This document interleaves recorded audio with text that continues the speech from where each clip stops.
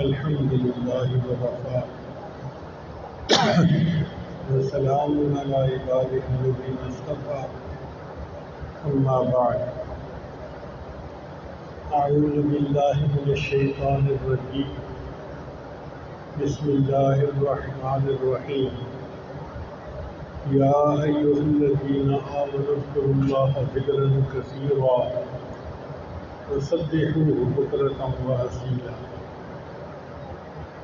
سبحان ربك رب العزة عما يصفون وسلام على المرسلين والحمد لله رب العالمين اللهم صل على سيدنا محمد وعلى آل سيدنا محمد وبارك وسلم۔ ذکر کا لفظ قرآن مجید میں کئی جگہ استعمال ہوا ہے۔ ایک معنی اس کا ہے اللہ کا قرآن، اِنَّا نَحْنُ نَزَّلْنَا الذِّكْرَ وَإِنَّا لَهُ لَحَافِظُونَ، ہم نے ہی اس نصیحت نامے کو نازل کیا اور اس کی حفاظت کے لیے ہمیں ذمہ دار ہے۔ اور بعض جگہوں پر یہ اللہ کی یاد کے لیے استعمال ہے، چنانچہ جو آیت مبارکہ پڑھی گئی یا ایھا الذین آمنوا اذکروا اللہ ذکرا کثیرا، اے ایمان والو اللہ کو کثرت کے ساتھ یاد کرو۔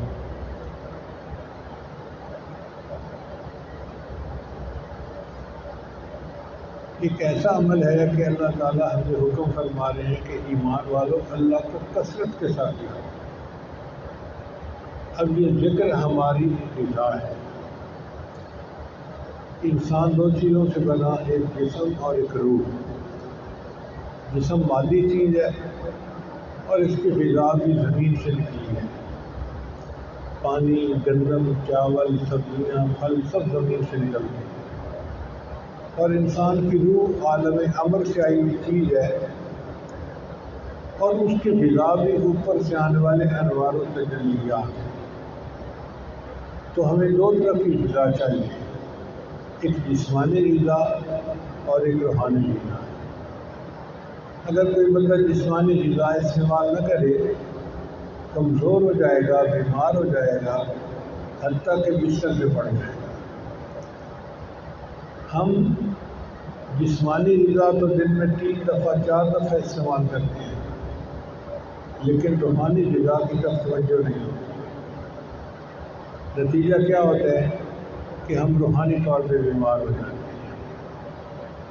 اسی لیے دو نوجوانوں کی آپس میں شادی ہوتی ہے، ایک بچے اور ایک بچی کی، دونوں کے جسم جوان ہوتے ہیں، مگر روحانی غذا استعمال نہ کرنے کی وجہ سے باقی طور پہ وہ بچوں کی مانند ہوتے ہیں، ان کی نشو و نما نہیں ہوتی۔ اب اگر 3 سال کے بچوں کو آپ الگ چھوڑ دیں، وہ 10 منٹ کھیلیں گے، پھر 15 منٹ میں لڑائی شروع کر دیں گے۔ یہی حال کل کے نوجوان جوڑوں کا حال ہے۔ جس گھر میں شادی ہوتی ہے وہیں جھگڑے، وہیں لڑائیاں۔ کیوں؟ اس لیے کہ جسم تو سب کے جوان ہے، مگر روحانی طور پر نشو و نما نہیں ہوئی۔ بچے ہیں، بچوں والی حرکتیں کر رہے ہیں، برداشت نہیں ہے، صبر نہیں ہے۔ تو ہمیں چاہیے کہ ہم اپنی روحانی غذا کو بھی استعمال کریں، یہ ہمارے بدن کی ضرورت ہے۔ ہم روحانی طور پر بہت کمزور ہو چکے ہیں، روحانی بیماریوں نے ہمارے اوپر حملہ کیا ہوا ہے اور ہم ان کے اندر گھرے ہوئے ہیں۔ عجب، تکبر، شہوت اور اس قسم کی جتنی روحانی بیماریاں ساری ہمارے اندر موجود ہیں، اور ہمیں اس کے علاج معالجے کی کوئی فکر ہی نہیں ہوتی۔ اپنی زندگی کا معمول ایسا بنائیں کہ ہم مستقل ذکر کے لیے وقت نکالیں۔ آج جس سالے سے پوچھیں بھئی آپ کتنا مراقبہ کرتے ہیں، کوئی کہتا ہے جی 2 منٹ، کوئی کہتا ہے جی 5 منٹ۔ بھئی 2 منٹ اور 5 منٹ روزانہ پڑھنے سے تو پہلی کلاس کا بچہ بھی پاس نہیں ہوتا۔ کوئی بچہ روزانہ 2 سے لے کے 5 منٹ تک پڑھے یا 10 منٹ روزانہ پڑھے، کیا وہ کلاس میں پاس ہو جائے گا؟ نہیں ہو سکتا۔ اگر پہلی کلاس کا بچہ بھی 2 منٹ اور 10 منٹ پڑھنے سے پاس نہیں ہوتا تو یہ تو روحانیت کا میدان ہے۔ روزانہ 10 منٹ مراقبہ کرنے سے کیا ملنا ہے؟ معمولات پورے کرنے چاہیے، یہ ہماری ضرورت ہے۔ اس کے لیے مستقل وقت نکالیں۔ کتنی عجیب بات ہے، خبروں کے لیے وقت نکل آتا ہے، ادھر ادھر کے کاموں کے لیے وقت نکل آتا ہے، ذکر کے لیے وقت نکلتا۔ جس ذکر کا اللہ نے حکم دیا، یا ایھا الذین آمنوا اذکروا اللہ ذکرا کثیرا، اے ایمان والو اللہ کا ذکر کثرت کے ساتھ کرو، تو اسے کرتے ہی نہیں۔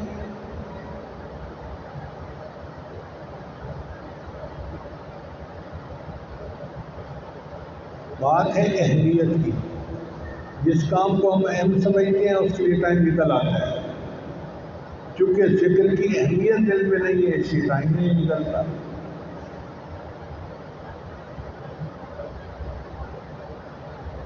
یہ ذکر ہماری ضرورت ہے اور اس کو روزانہ کریں۔ ہم نے بعض لوگوں کو دیکھا روزانہ اخبار پڑھتے ہیں۔ اللہ کی شان کہ جتنی اہمیت وہ اخبار کو دیتے ہیں اتنی اہمیت ہم اللہ کے ذکر کو تو دے دینا۔ روزانہ 10 منٹ 15 منٹ آدھا گھنٹہ ضرور مصلی پہ بیٹھیں کہ یہ تو مجھے بیٹھنا ہی ہے۔ صبح و شام یہ معمول پکا کریں۔ صبح کا وقت ویسے بھی نور پیر کا ویلا ہوتا ہے، ہماری زبان میں کہتے ہیں نور پیر کا ویلا، یعنی پیروں کے جو بتائے ہوئے معمولات ہوتے ہیں ان کو کرنے کا وقت ہوتا ہے۔ ہمارے حضرت رحمۃ اللہ فرمایا کرتے تھے کہ دیہات کی وہ عورتیں جو فجر سے پہلے اٹھ کر لسی بناتی ہیں وہ بھی برکات سے محروم نہیں رہتی، وہ ایسا نورانی وقت ہوتا ہے۔ اگر لسی بنانے والی عورتیں بھی اس وقت کی برکت سے محروم نہیں رہتی تو جو بندہ اس وقت اٹھ کر اللہ کا ذکر کرے گا وہ کیسے برکات سے محروم رہ سکتا ہے؟ نبی علیہ السلام ایک ہفتے کے لیے غار حرا میں تشریف لے جاتے تھے۔ اس وقت نہ قرآن اترا تھا نہ نماز فرض تھی۔ اگر یہ دونوں چیزیں نہیں تھیں تو پھر غار حرا میں نبی علیہ السلام کرتے کیا تھے؟ محدثین نے لکھا ہے کہ اللہ کا ذکر کرتے تھے، اللہ کے تفکر کرتے تھے۔ تو یہ اللہ کا ذکر اتنا تو اہم ہے۔ مدینہ میں مکہ مکرمہ میں کون سی ٹریفک تھی، کون سی فیکٹریاں لگی ہوئی تھی کہ شور تھا اور یکسوئی نہیں ہوتی تھی؟ مکہ مکرمہ تو ویسے ہی بہت تھوڑی آبادی والا شہر تھا، پھر بھی اللہ کے نبی صلی اللہ علیہ وسلم اپنے گھر میں یکسوئی ہونے کے باوجود غار حرا میں جاتے تھے۔ یہ امت کے لیے تعلیم تھی کہ تمہیں بھی تنہائی میں بیٹھنا چاہیے اگر تم چاہتے ہو کہ روحانی ترقی۔ اور غار حرا میں پہاڑ کے اوپر چوٹی کے اوپر چھوٹی سی ایک جگہ ہے، وہاں پہ اللہ کے محبوب ایک ہفتہ گزارا کرتے ہیں۔ اس سے پتہ چلتا ہے کہ ذکر کی کتنی اہمیت ہے کہ انسان وقت نکالے اور تنہائی میں بیٹھے۔ جب تک ہم تنہائی میں بیٹھنا شروع نہیں کریں گے روحانی ترقی نہیں ہوگی، ہو ہی نہیں سکتی۔ ہمارے بزرگ تو بہت لمبا مراقبہ کرتے تھے۔ سید احمد بدوی رحمۃ اللہ علیہ مصر کے ایک بزرگ گزرے ہیں، ان کے بارے میں آتا ہے کہ وہ 40 دن کا مراقبہ کرتے تھے۔ میں پڑھ کر حیران ہوا کتاب میں 40 دن کا مراقبہ، تو لکھا ہوا تھا کہ ہاں وضو کے لیے جاتے تھے اور وضو کر کے پھر آ جاتے تھے، یا بہت کوئی کھانے پینے کی ضرورت ہوتی تھی تو اس کے لیے اٹھتے تھے اور پھر واپس آ کے مراقبے ہو جاتے تھے۔ 40 دن تک مراقبے ہی کی کنڈیشن میں رہتے تھے، اور ان کا چہرہ اتنا منور ہو گیا تھا ذکر کی وجہ سے کہ لوگ ان کے چہرے کو دیکھ ہی نہیں سکتے تھے، تو وہ اپنے چہرے پہ نقاب کیا کرتے تھے۔ ان کے خادم نے ایک مرتبہ انہیں کہا کہ اتنا عرصہ ہو گیا آپ کی خدمت کرتے ہوئے، مجھے تو چہرہ دکھا دیجیے۔ چنانچہ انہوں نے چہرے سے نقاب ہٹایا، ان کا خادم بے ہوش ہو گیا، وہ ان انوارات کو برداشت نہیں کر سکا۔ جیسے موسیٰ علیہ السلام نے جب اللہ کا دیدار کیا، اس کے بعد ان کے چہرے پہ اتنا نور تھا کہ لوگ ان کو دیکھ نہیں سکتے تھے۔ یہی حال سید احمد بدوی کا ہو گیا تھا۔ تو اگر وہ لوگ 40 دن مراقبہ کرتے تھے، بھئی ہم 40 منٹ کا مراقبہ تو کر لینا، یہ بھی تو ہماری روحانی غذا ہے۔ اور اس کو ایک اور طرح سے بات سمجھیں کہ آپ دنیا میں کسی بڑے سے ملنا چاہیں، آپ کو ویٹ کرنا پڑے گا۔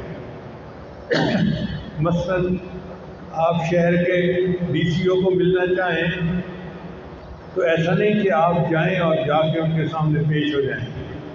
آپ جائیں گے تو وہاں کے جو لوگ ہیں وہ آپ کو ایک جگہ بٹھائیں گے، اور جب آفیسر فارغ ہوں گے تب آپ کی ملاقات کروائیں گے۔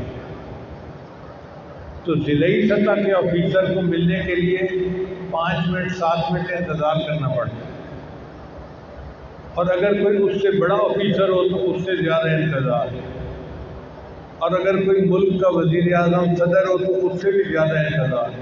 جتنا آفیسر بڑا ہوتا جائے گا انتظار لمبا ہوتا جائے گا، مہینہ اپوائنٹمنٹ لینے میں لگ جاتا ہے، پھر جا کے ٹائم ملتا ہے جو بڑے لوگ ہوتے ہیں۔ اب آپ سوچئے کہ ہم نے کائنات کے پروردگار اور مالک الملک سے ملاقات کرنی ہے، تو ہمیں اس کے لیے کتنا انتظار کرنا پڑے گا؟ وہ ایسے تو نہیں ہونی کہ بس ادھر مرے اور ادھر اللہ سے ملاقات ہو گئی، اس کے لیے ٹائم لگانا پڑے گا۔ تو جب ہم روزانہ مراقبہ کرتے ہیں تو آپ یہ سمجھا کریں کہ میں نے اپنے رب کا دیدار کرنا ہے، میری ویٹنگ ہونی ہے قیامت کے دن، اور اس کے لیے یہ انتظار کا وقت میں یہاں گزار رہا ہوں۔ دنیا میں انتظار کا وقت گزار کے جائیں گے، جیسے ہی قیامت کا دن آئے گا اللہ کا دیدار ہو جائے گا۔ حدیث مبارکہ میں آتا ہے اللہ تعالیٰ قیامت کے دن اپنی ساکھ کی تجلی فرمائیں گے، یوم یکشف عن ساق۔ مفسرین نے لکھا ہے کہ اللہ اپنی تجلی کی تجلی کیوں فرمائیں گے؟ اس لیے کہ جب کوئی بڑا سامنے ہو نا تو اس کے سامنے آنکھ اٹھا کر دیکھنے سے انسان مرعوب ہوتا ہے، تو اس وقت تو سب کی آنکھیں نیچی ہوں گی۔ اب جب آنکھیں نیچی ہیں تو وہ چہرے کی طرف دیکھ نہیں سکیں گے، اللہ تعالیٰ ساکھ کی تجلی فرمائیں گے، کیونکہ نیچے نظر ہے تو ساکھ پہ نظر پڑنا نسبتاً آسان ہے، اور جب ساکھ کی تجلی ہوگی تو ساری مخلوق جو ہے وہ سجدے میں پڑ جائے گی، سوائے ان کے جو دنیا میں بے نمازی ہوں گے۔ جو دنیا میں بھی اللہ کے سامنے سجدہ ریز نہیں ہوتے ہوں گے، وہ سجدہ کرنا بھی چاہیں گے تو ان کی کمر سیدھی ہو جائے گی، وہ سجدہ نہیں کر سکیں، محروم ہو جائیں گے۔ اب آپ سوچئے وہ کیسا وقت ہوگا کہ اللہ دیدار کروائیں گے اور بندہ ان کے دیدار کے وقت ان کو سجدہ کر رہا ہوگا، مگر یہ لذت اس کو نصیب ہوگی جو دنیا میں سجدے کی لذت پانے کی کوشش کرے گا۔ اس لیے اللہ نے 5 وقت نماز فرض کی کہ ہم دن میں 5 مرتبہ اللہ کے اس دیدار کے تصور کو روز بنایا کریں۔ اس کی مثال ایسے ہی ہے کہ لڑکی کی شادی ہونی ہوتی ہے نا، تو وہ دن میں درجنوں دفعہ اپنے آپ کو دلہن بنا سوچتی ہے، میں یوں دلہن بنوں گی، یوں شادی ہوگی، یوں ہوگا، تصور میں رہتی ہے۔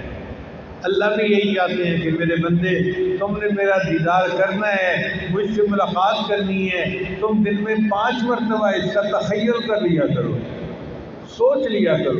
چنانچہ ہم نماز پڑھتے ہیں تو ہمیں نماز ایسے پڑھنی چاہیے جیسے ہم اللہ کو دیکھ رہے ہیں، حالانکہ ہم دیکھ تو نہیں سکتے دنیا میں، مگر تصور کی بات ہے نا۔ نبی صاحب نے فرمایا ان تعبد اللہ کأنک تراہ، تم ایسے عبادت کرو جیسے تم اللہ کو دیکھتے ہو، فإن لم تکن تراہ فإنہ یراک، اور اگر تم یہ کیفیت حاصل نہیں کر سکتے اللہ کو دیکھنے والی تو کم از کم یہ کیفیت ہو کہ اللہ تعالیٰ تمہیں دیکھ رہا ہے.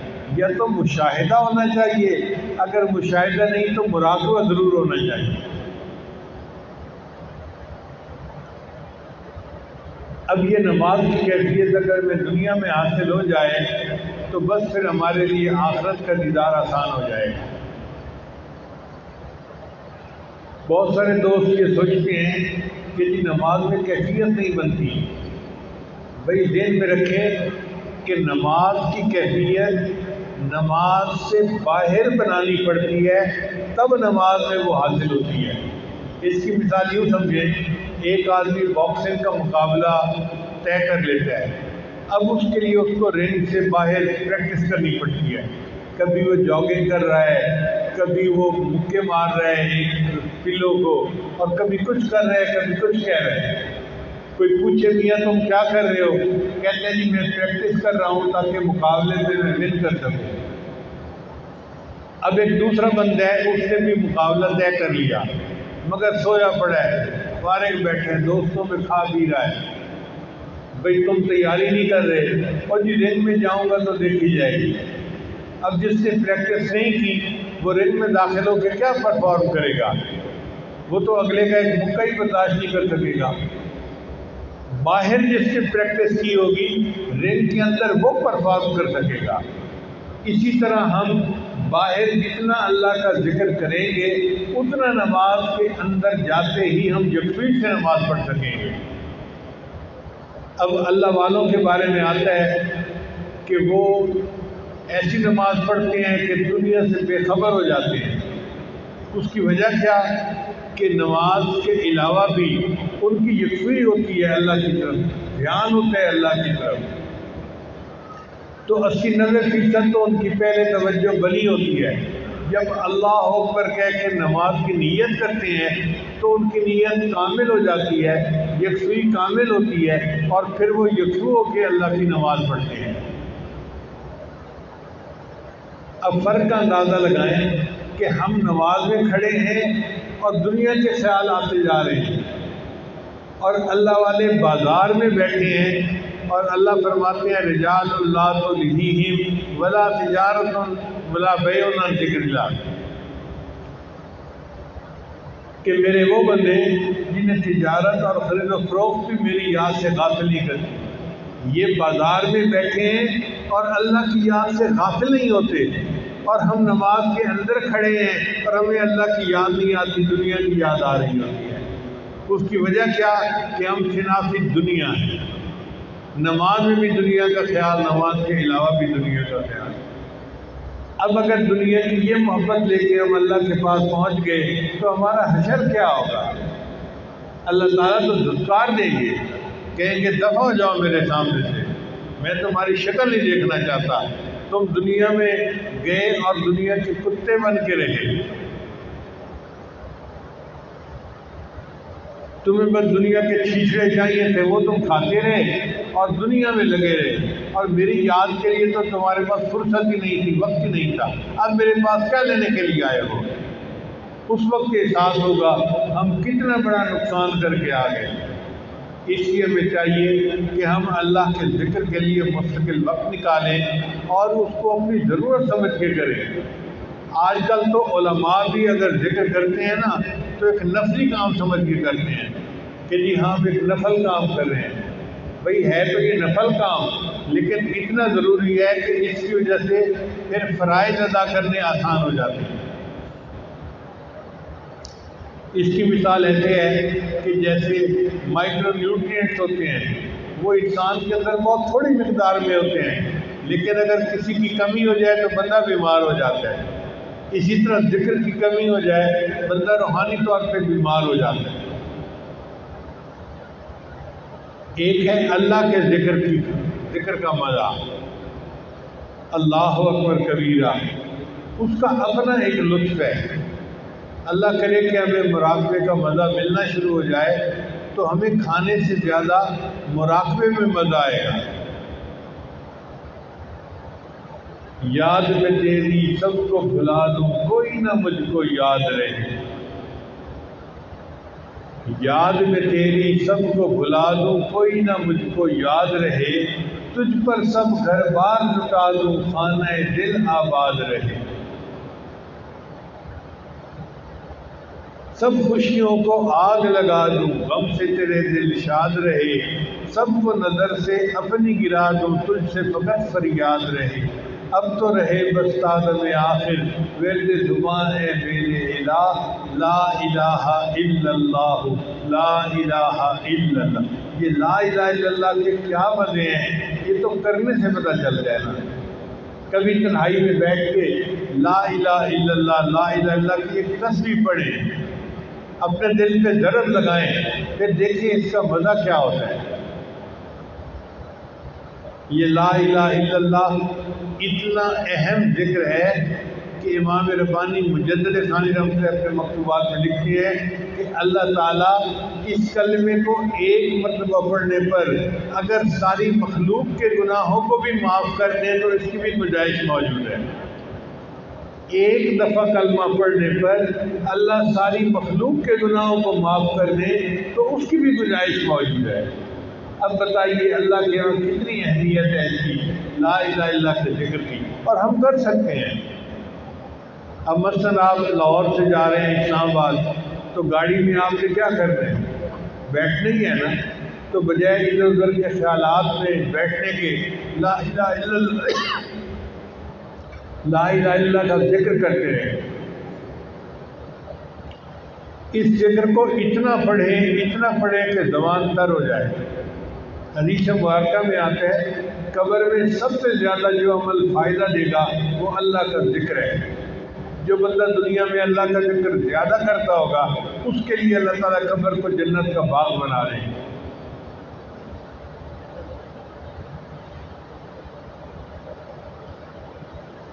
کتابوں میں عجیب و غریب واقعات لکھے ہوئے ہیں۔ جنید بغدادی رحمۃ اللہ علیہ اپنے وفات کے بعد خواب میں نظر آئے۔ کسی نے پوچھا حضرت قبر میں کیا بنا؟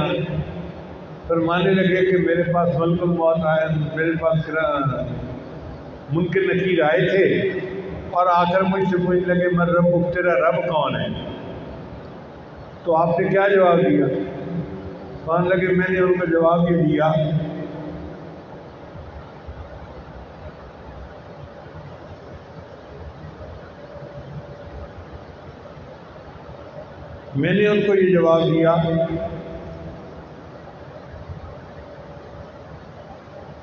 کہ میں نے زمین کے اوپر پوری زندگی اپنے رب کو یاد کیا ہے۔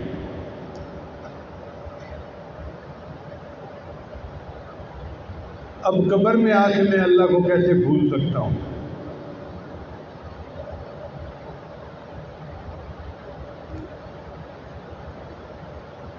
واجد بستامی رحمۃ اللہ کسی کو خواب میں نظر آئے، حضرت قبر میں کیا بنا؟ فرمانے لگے کہ مجھ سے منکر نکیر نے پوچھا من ربک، تیرا رب کون ہے؟ تو میں نے جواب دیا میرا رب وہی ہے جس نے فرشتوں کو حکم دیا تھا کہ آدم علیہ السلام کو سجدہ کرو۔ کہنے لگے میرا جواب سن کے وہ کہنے لگے اس کا تو سبق بڑا پکا ہے، چلو یہاں سے۔ شیخ عبداللہ جیلانی رحمۃ اللہ کے بارے میں بھی ایسا ہی واقعہ ہے۔ کسی کو خواب میں نظر آئے، اس نے پوچھا حضرت قبر میں کیا بنا؟ کہنے لگے منکر نکیر نے پوچھا تھا من ربک، تیرا رب کون ہے؟ تو میں نے انہیں جواب دیا کہ دیکھو تم عرش سے لے کے نیچے قبر میں آئے ہو، کروڑوں میلوں کا فاصلہ طے کر کے، تم رب کو نہیں بھولے، میں زمین سے 6 فٹ نیچے آ کے رب کو بھول جاؤں گا؟ کسی نے رابعہ بصریہ کو دیکھا، پوچھا آپ بتائیں قبر میں کیا بنا؟ فرمان لگی منکر نکیر آئے تھے، پوچھنے لگے تیرا رب کون ہے؟ تو میں نے انہیں کہا کہ اللہ کو جا کے کہو اللہ تیری ارب و خرب و مخلوق، اور اس ارب و خرب و مخلوق میں تو ایک مجھ بڑھیا کو نہیں بھولا، میرا تو تیرے سوا کوئی ہے ہی نہیں، میں تجھے کیسے بھول سکتی ہوں؟ تو جب یہ کیفیت دل میں آ جائے نا کہ اللہ تیرے سوا تو میرا کوئی ہے ہی نہیں، تو پھر بندے کا اللہ سے تعلق صحیح بنتا ہے۔ اس لیے ذکر کو کثرت کے ساتھ کریں کہ اللہ تعالیٰ کی یاد ہمارے دل میں بیٹھ جائے۔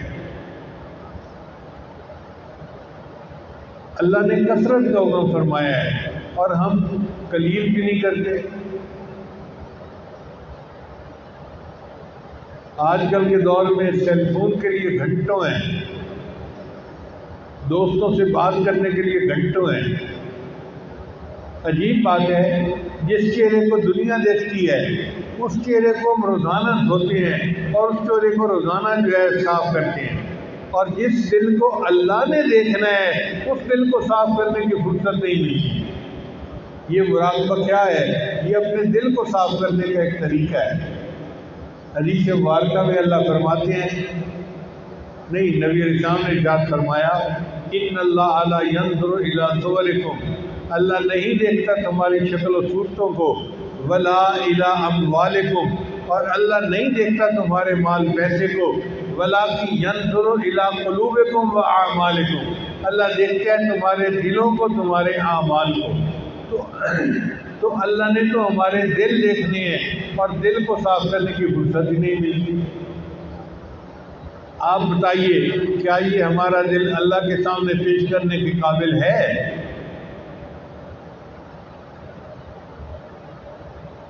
اس دل کے اندر تو پتہ نہیں کیا کیا گناہوں کے اثرات موجود ہیں۔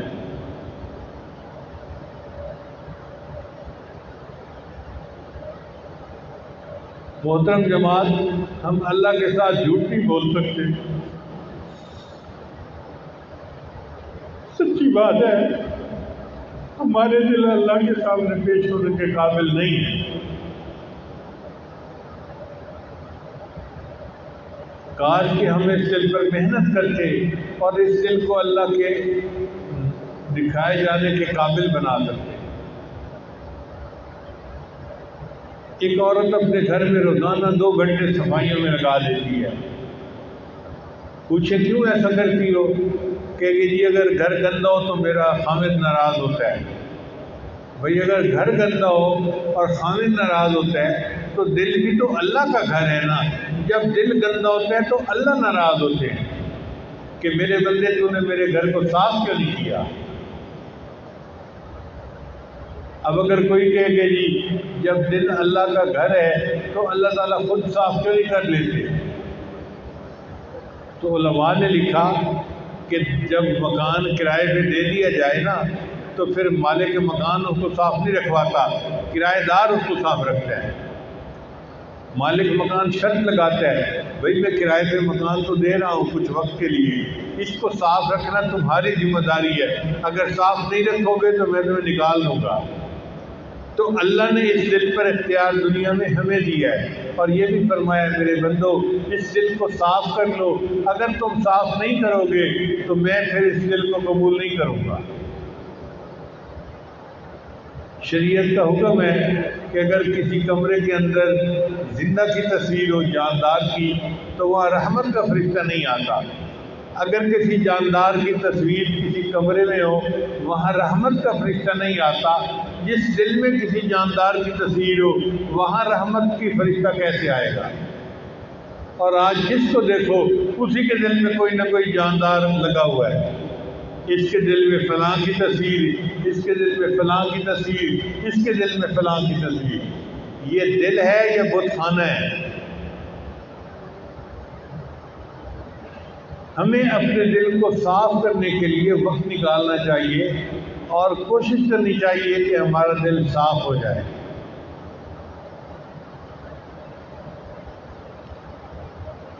جب کثرت سے ذکر کریں گے تو اللہ کی یاد غالب آئے گی،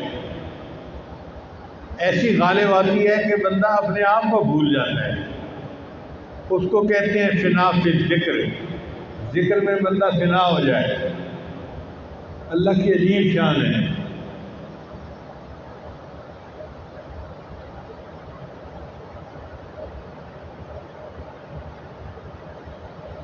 بہت پہلے وقت کی بات ہے، حبیب اللہ اس وقت بہت چھوٹا تھا، شاید نافع سے بھی چھوٹا تھا، بیمار ہو گیا۔ تو میں اس کو اپنی گلی میں ایک ڈاکٹر صاحب تھے ان کے پاس لے کے گیا دکھانے کے لیے، بچہ تھا۔ تو جب میں نے دکھایا تو ڈاکٹر صاحب نے مجھ سے پوچھا جی بچے کا نام کیا ہے؟ اب میں حیران ہوں، مجھے اپنے بیٹے کا نام یاد نہیں آ رہا۔ میں 1 منٹ تو سوچتا رہا، پھر میں نے کہا ڈاکٹر صاحب اس کا نام عبداللہ لکھ لیں۔ اپنے بیٹے کا نام میں عبداللہ لکھوا کے آیا کیونکہ مجھے نام یاد ہی نہیں آ رہا تھا۔ تو جب انسان کثرت سے ذکر کرتا ہے نا تو یوں دل اللہ کی طرف متوجہ ہوتا ہے کہ اللہ کی سوا کوئی اور چیز یاد ہی نہیں آتی، دھیان ہی نہیں جاتا۔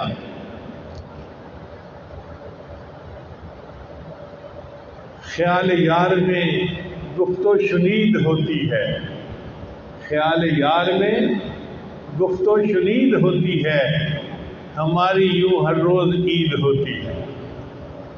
انسان جو ذکر کرتا ہے نا کثرت کے ساتھ، اس کی روز عید ہوتی ہے، روز اللہ کی رحمت کی نظر ہوتی ہے، اس پر تجلی ہوتی ہے اللہ کی رحمت۔ اس لیے ذکر کو کثرت سے کریں اور دنیا کی پریشانیوں سے نجات پائیں۔ آج کل جس بندے کو آپ دیکھ رہے پریشانیوں میں پھنسا ہوا ہے، آزمائشوں میں پھنسا ہوا ہے، اب اس کا ایک ہی حل ہے کہ ہم اللہ کو یاد کریں، نہ دنیا سے، نہ دولت سے، نہ گھر آباد کرنے سے تسلی دل کو ہوتی ہے، خدا کو یاد کرنے سے۔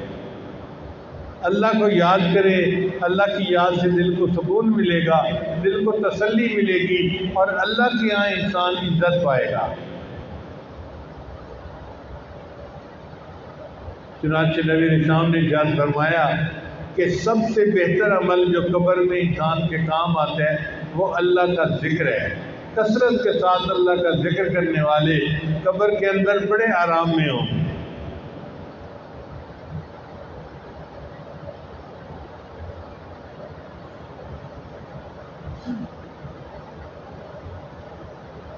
اور مراقبہ میں جو بیٹھتے ہیں نا مصلی پہ، اس کو یوں سمجھیں کہ میں انتظار کر رہا ہوں مالک الموت سے ملاقات کا، تاکہ جیسے ہی مجھے اللہ تعالیٰ وقت دیں گے میں اپنے اللہ کا دیدار کروں گا۔ سر طور ہو سر حشر ہو ہمیں انتظار قبول ہے، سر طور ہو سر حشر ہو ہمیں انتظار قبول ہے، وہ کبھی ملے وہ کہیں ملے، وہ کبھی صحیح وہ کہیں صحیح۔ اے اللہ آپ اپنے دیدار کا وعدہ تو کریں، کہاں کریں گے، ہم انتظار کرنے کے لیے تیار ہیں۔ سر طور ہو سر حشر ہو ہمیں انتظار قبول ہے، وہ کبھی ملے وہ کہیں ملے، وہ کبھی صحیح وہ کہیں صحیح۔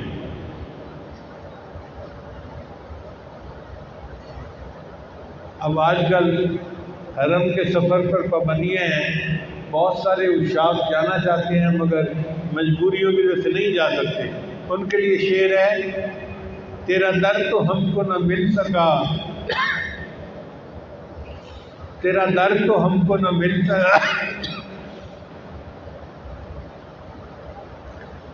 تیرا در تو ہم کو نہ مل سکا، تیرے راہ گزر کی زمیں صحیح، ہمیں سجدہ کرنے سے کام ہے، جو وہاں نہیں تو یہی صحیح۔ اے اللہ ہم نے تو سجدے کرنے ہیں، اگر پہنچا دیتا تو وہاں بیت اللہ جا کے سجدہ کرتے، اگر نہیں پہنچایا تو یہی سجدہ کر رہے ہیں۔ سر طور ہو سر حشر ہو ہمیں انتظار قبول ہے، وہ کبھی ملے وہ کہیں ملے، وہ کبھی صحیح وہ کہیں صحیح۔ تیرا در تو ہم کو نہ مل سکا، تیری راہ گزر کی زمیں صحیح، ہمیں سجدہ کرنے سے کام ہے، جو وہاں نہیں تو یہی صحیح۔ اللہ تعالیٰ ہمارے یہاں کے ٹوٹے پھوٹے سجدوں کو قبول فرمائے اور ہمیں اپنی یاد والی زندگی عطا فرمائے۔ غفلت سے اللہ تعالیٰ ہمیں محفوظ فرمائے۔ یہ موت کے وقت ہمیں پتہ چلے گا کہ اللہ کی یاد کا ہمیں کتنا فائدہ ہوا۔ اس کو اہم سمجھتے ہوئے روزانہ 1 گھنٹہ 2 گھنٹے یا 15 منٹ آدھا گھنٹہ جتنا وقت نکال سکتے ہیں نکالیں، بس طے کر لیں کہ ہم نے اس کے بغیر دن نہیں گزارنا۔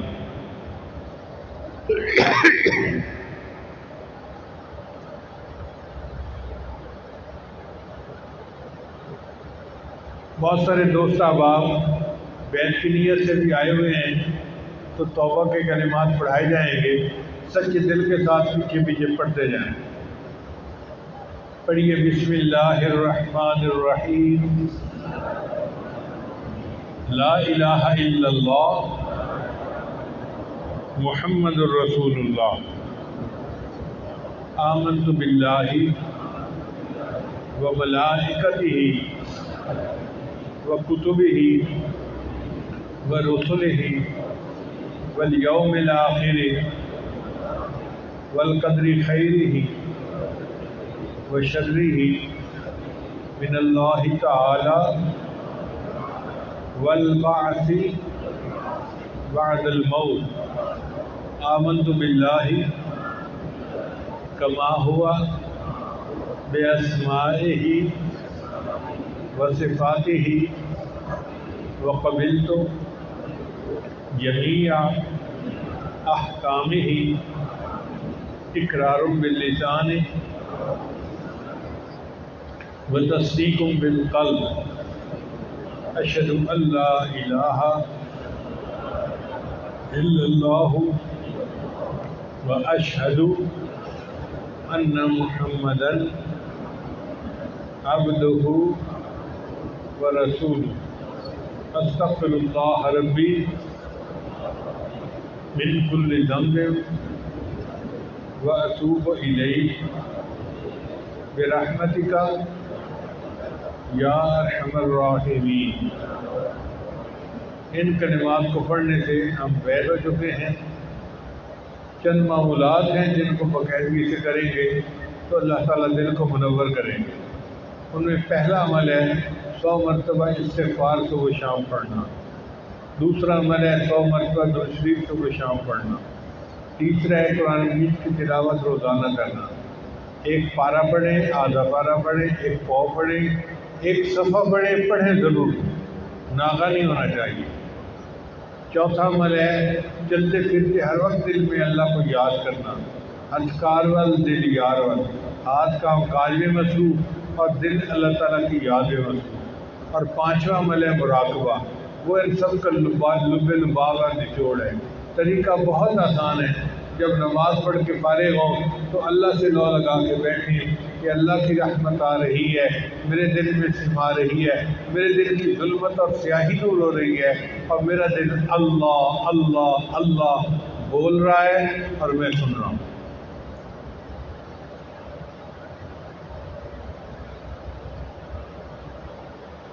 آخر میں ایک بات ذہن میں رکھیے کہ جو بندہ اپنی زندگی میں ہزاروں مرتبہ اپنے دل پر اللہ الہ الا اللہ کی ضرب لگائے گا، کیا جب موت کا وقت آئے گا تو کلمے کے بغیر موت آ جائے گی؟ کیسے ممکن ہے؟